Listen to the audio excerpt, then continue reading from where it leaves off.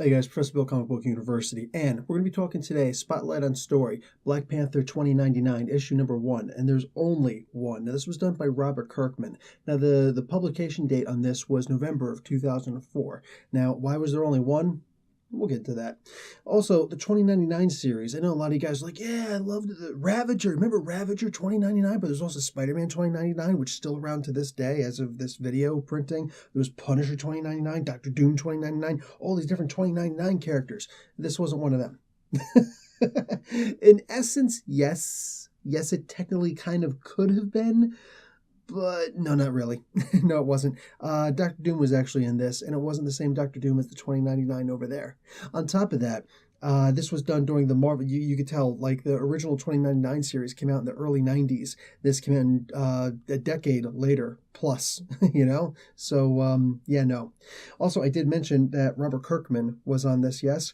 Robert Kirkman, the writer for the Walking Dead series, amongst many other things. He was working for Marvel at this time, just did this one-shot story. I think it was meant to be a one-shot. Not sure. Don't care. Listen, this was actually a really, really good story. But for those of you who know the story, you know the ending wasn't so great. So let's get into that from the beginning. So basically, we're starting off, we got this guy named Kashamba, all right? And he's just this dude. Literally, he's just a dude. He's not related to T'Challa or anybody else, all right? The Black Panther line, we actually get a really quick, like, one-panel explanation. Maybe it's 2 panels of an explanation of what happened, because he's having this dream, basically, and he wakes up to this dream. He's like, oh my God, but in the dream, he's got 2 knives, handmade knives, and he's fighting this giant panther. It's not like, the panther god, but it's bigger than your average panther. Panthers on average are really small. They're genetic mutations. So yeah, these hybrid beasts. So anyway, he's killing it while it's consuming him, and he welcomes it. He accepts it. So really weird. He wakes up like that, and he knows that it's consuming him.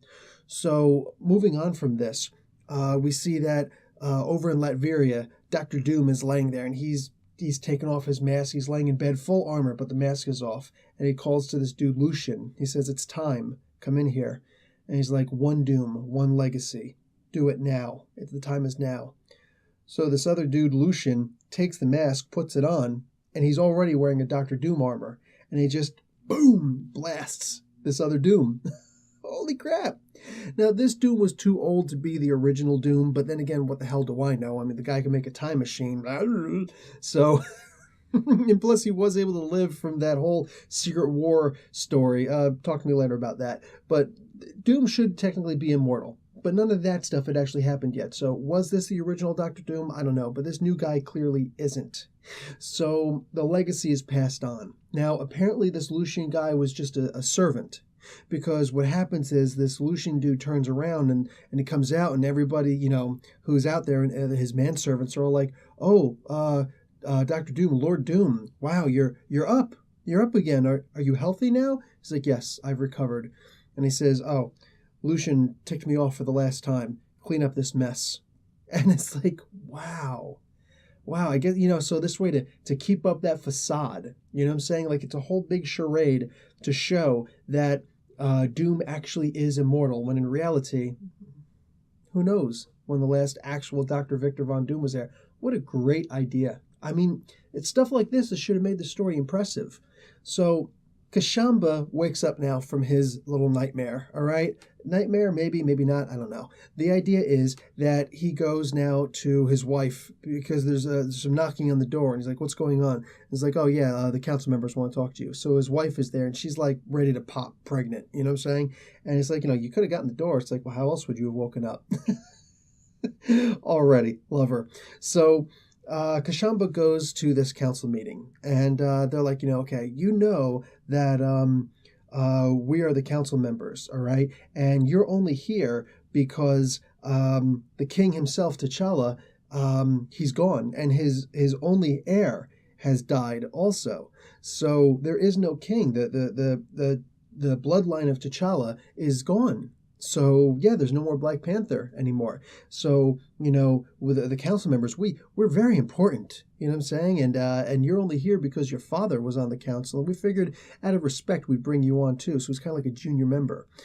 So this guy's just like, wow, you douchebags basically brought me in to give me a history lesson? Really? Really? And it's like, and let's be realistic. I know that all of you douchebags, when push comes to shove, the only hard thing about your job is trying to make sure your pockets get lined with as much green as possible. Wow. Not taking any crap. I like it. Bap, bap.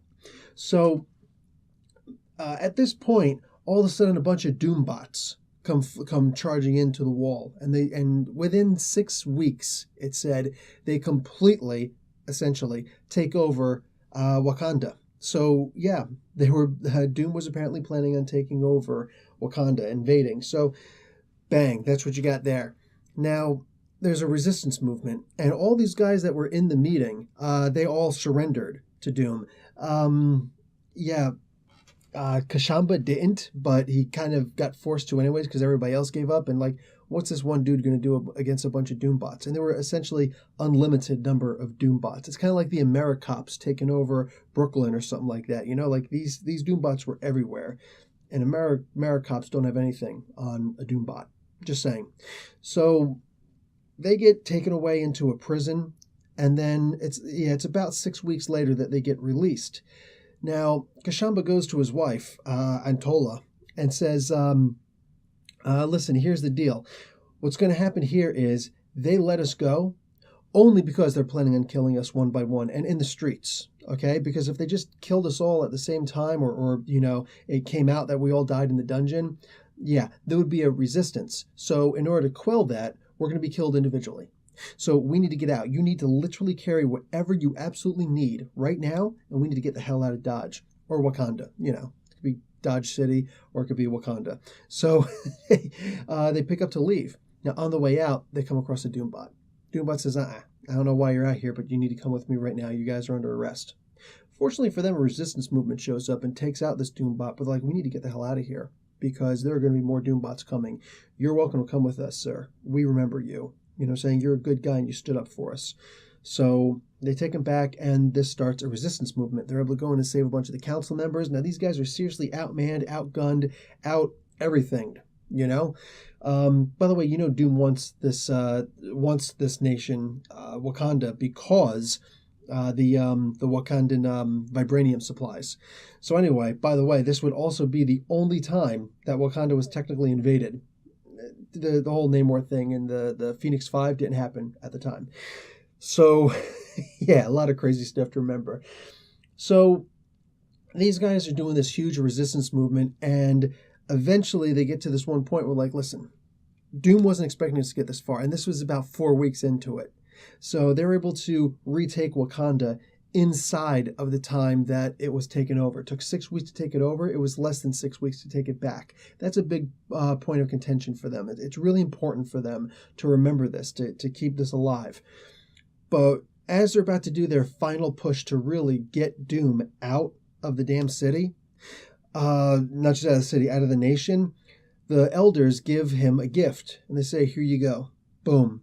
Here is this the old armor of the Black Panther. It looks pretty much just like the old Black Panther armor, but it is upgraded. It's got some little things on the chin and whatnot, but for the most part, it looks about the same. And he puts it on, and he's like, "This is my dream. The Panther consumes me, and I welcome it." That was beautiful. That was awesome. It's like, oh shoot, okay, I see how this happens now. So he goes on, he leads the people and takes over everybody, like gets rid of all the Doombots. The Doombots have to wind up going back. Dr. Doom has been beaten back, you know what I'm saying? He goes back in shame. That is a great story, right? Here's the problem. If they would have stopped that right there, they could have had part 2, part 30, part whatever. You know what I'm saying? This could have gone on for at least a year to issue 12, all right? Absolute minimum, because that sounds great. But they decided to put a little caveat on top, a little cherry on top, which you just want to blow off with a freaking sawed-off shotgun. But hey, that's just me. So what they do is Robert Kirkman makes it so that Doom goes back and he's being praised by his peeps. I'm thinking he's going to blast this dude. But instead he's like, yeah, I know. I am pretty smart. I mean, friggin' hey, man, I'm here in Latveria and I'm still in charge of Wakanda. And you're like, wait, what? So he says, isn't that right? Now we flash all the way over to Wakanda, where Kashamba is sitting on the throne with his Black Panther armor on and all that good stuff. Well, not all of it, but he's just sitting there and he just says, yes, my sire. or yes, my lord, something to that effect. Now, his wife, his son is already born at this point. His wife says, my king, what did you say? It's like, no, nothing, Nadir. Bang. And that's pretty much how it ends. So that means that Doctor Doom did still win. Now, we can leave all sorts of different speculation. What did he do? How did he do that? The elders, they were clearly in cahoots. Cahoots. With, do people say cahoots anymore? I said cahoots, all right? Deal with it. Eat it.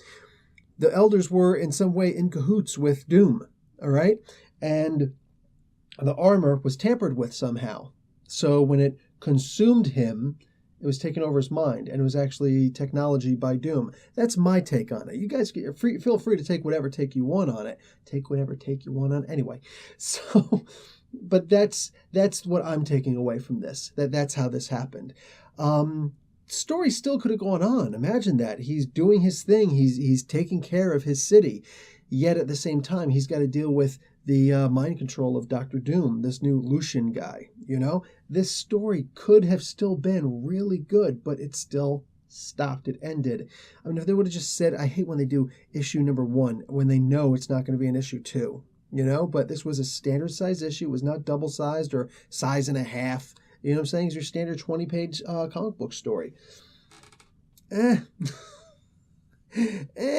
It wasn't bad. It was good. I did like it, but of course the ending left something to be desired. So, yeah, there's that. Anyway, guys, that's all I really got. That's the story. Black Panther 2099. They just wanted to tell the story of the Black Panther in the future. Clearly, as you can see, this had absolutely nothing to do with Doom, Dr. Doom 2099, which is actually, especially issue number 1, such an amazing story. Like, whoa, blows my mind. Is this the actual Doom from the past? Is it not? He's so outgunned. What the heck is going on? But it makes perfect sense, you know? Yeah. Absolutely had nothing to do with that Dr. Doom whatsoever, but whatever, man. So that's all I got. I'm going to end this here. Guys, Professor Bill, Comic Book University, class dismissed.